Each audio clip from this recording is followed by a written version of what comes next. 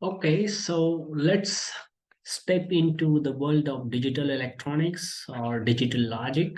So the basic of digital electronics starts with the logic gates, and there are many types of logic gates. So we will take a look at these four types of logic gates. One is a NAND, which is also called as not AND.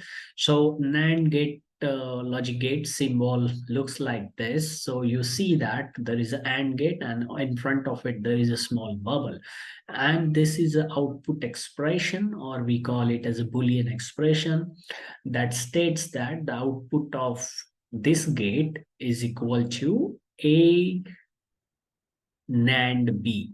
So how to express it is basically A and B, and if you put a bar, it is read as A NAND B.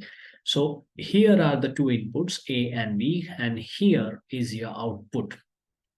So this table is called as truth table, which defines the input and the output. So there are two inputs, A and B. Therefore, there are four possible input combinations: 0, 0, 0, 1, 1, 0, and 1, 1.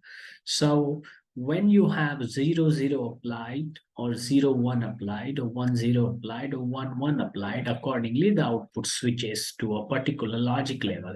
So how to remember the truth table? It is simple. This is a NAND gate. So we say that the output of this logic gate, which is a NAND gate, will be will be will be equal to 0 when both inputs are equal to 1. So here you see that when both inputs are equal to 1, the output is 0. However, we can also say that its output is equal to 1 when either of the two inputs, A or B, is equal to 0. So you see, if any one of the input is 0, output is equal to 1. Now coming to the second gate, that is a NOR gate. So the symbol looks like this, and the expression can be written as A or B, and take a complement of it, or put a bar. And how to read? A NOR B, okay, because it's a NOR gate. And again, how you can read it? The output of it is equal to 0 if either of the input is 1. So you see the bottom three combination, if any one of the input A or B is equal to 1, the output is 0. In other case, when both the inputs are 0, output is equal to 1.